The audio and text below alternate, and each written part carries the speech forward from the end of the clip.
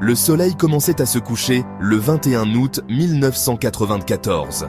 Le vol 630 de Royal Air Maroc se préparait pour un court trajet entre Agadir et Casablanca. C'était un vol de routine. L'ATR-42 était prêt. 40 passagers se sont installés dans leur siège.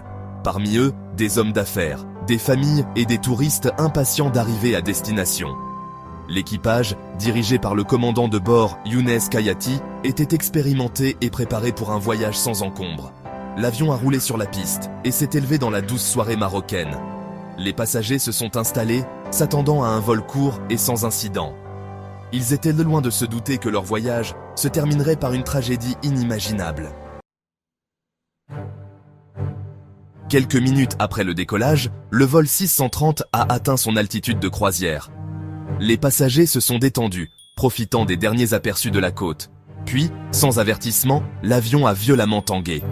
Les alarmes ont retenti alors que l'appareil entamait une descente brutale et terrifiante.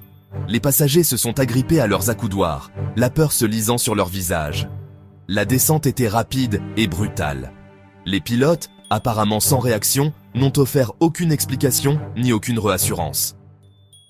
L'avion, transformé en un cercueil métallique hurlant, a plongé vers la terre. En quelques minutes, le vol 630 s'est écrasé dans les montagnes escarpées de l'Atlas.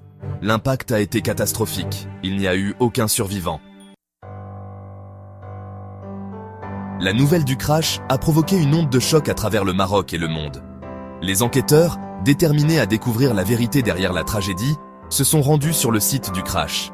L'épave, éparpillée sur le terrain impitoyable, dressait un tableau sombre. L'enquête s'est concentrée sur les boîtes noires de l'avion, espérant qu'elles détenaient la clé de ce puzzle dévastateur. L'analyse de l'enregistreur vocal du cockpit a révélé une vérité effrayante. Le pilote automatique, chargé de maintenir un vol en palier, avait été délibérément désactivé. Un examen plus approfondi a révélé les derniers mots du commandant de bord, prononcés d'une voix calme et glaçante « Mourir, mourir ». L'enquête a conclu que le commandant Kayati avait intentionnellement écrasé l'avion.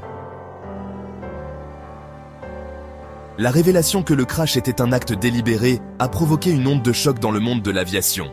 Pourquoi un pilote chevronné, responsable de la vie d'autant de personnes, commettrait-il un acte aussi horrible? L'enquête s'est penchée sur la vie du commandant Younes Kayati, à la recherche de réponses. Bien qu'aucun motif définitif n'ait jamais été établi, les enquêteurs ont découvert des preuves de problèmes personnels et de difficultés financières qui accablaient le commandant. Certains rapports suggèrent qu'il était dévasté par le décès récent d'un proche. D'autres ont évoqué d'éventuels problèmes de santé mentale qui n'avaient pas été remarqués ou traités. Section 5. Un électrochoc pour l'aviation. Le crash du vol 630 a secoué l'industrie aéronautique. Ce fut un rappel brutal et tragique que même les pilotes les plus expérimentés sont des êtres humains, sensibles aux mêmes pressions et vulnérabilités que n'importe qui d'autre. La tragédie a forcé l'industrie à affronter une vérité difficile. Les problèmes de santé mentale ne pouvaient plus être ignorés. Suite à l'accident, Royal Air Maroc a mis en place un dépistage psychologique plus strict pour ses pilotes. L'Organisation de l'aviation civile internationale, ou OACI, a également renforcé ses directives, exhortant les compagnies aériennes du monde entier à prioriser le bien-être mental de leurs équipages. La tragédie du vol 630 est devenue un catalyseur de changement, bien que tragique.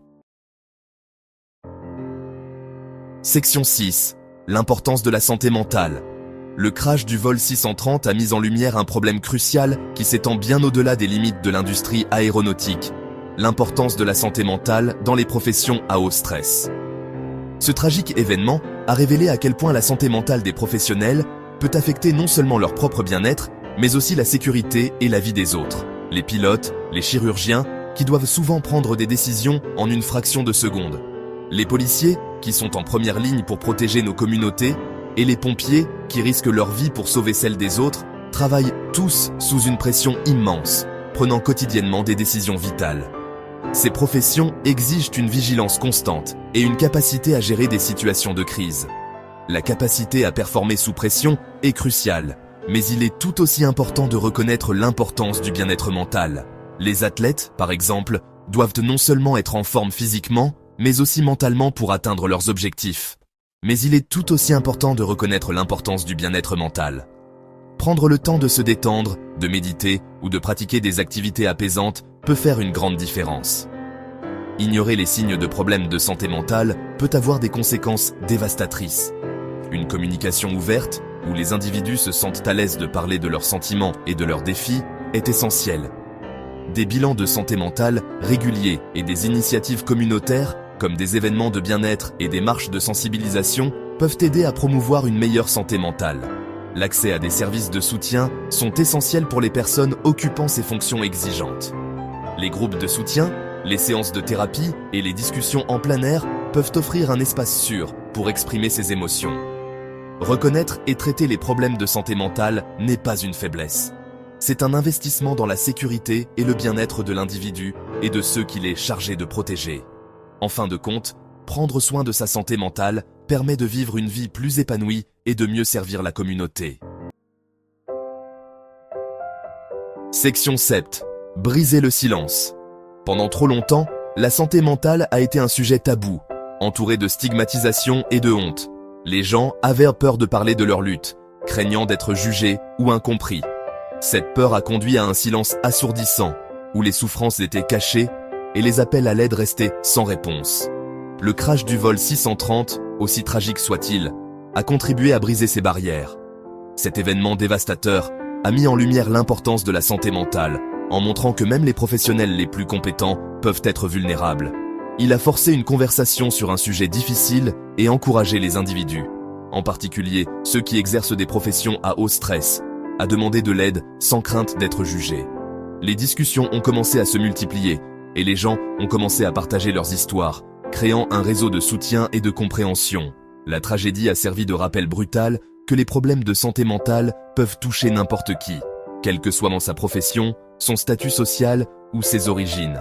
Elle a montré que personne n'est à l'abri et que tout le monde mérite de recevoir de l'aide et du soutien. Elle a mis en évidence la nécessité d'une plus grande sensibilisation, d'une meilleure compréhension et d'une plus grande compassion pour ceux qui luttent contre des problèmes de santé mentale.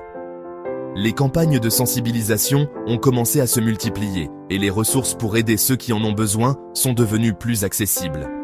Briser le silence qui entoure la santé mentale est essentiel pour favoriser une culture de soutien et prévenir de futures tragédies.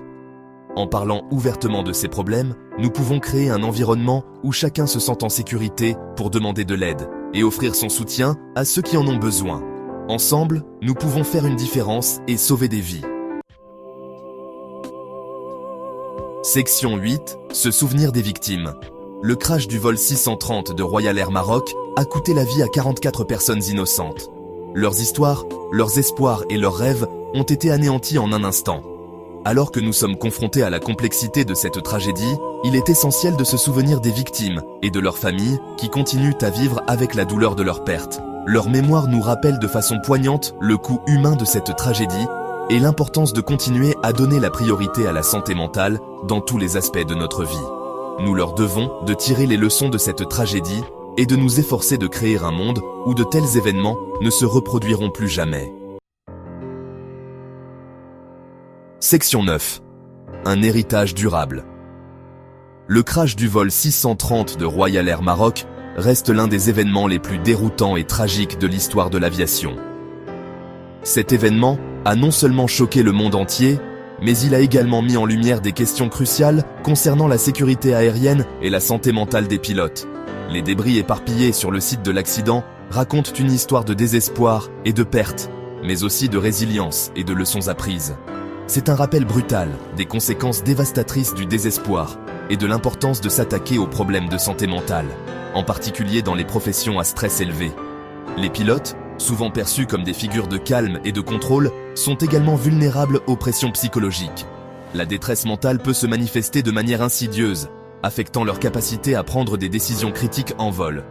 Bien que la tragédie du vol 630 serve d'avertissement, elle offre également une lueur d'espoir.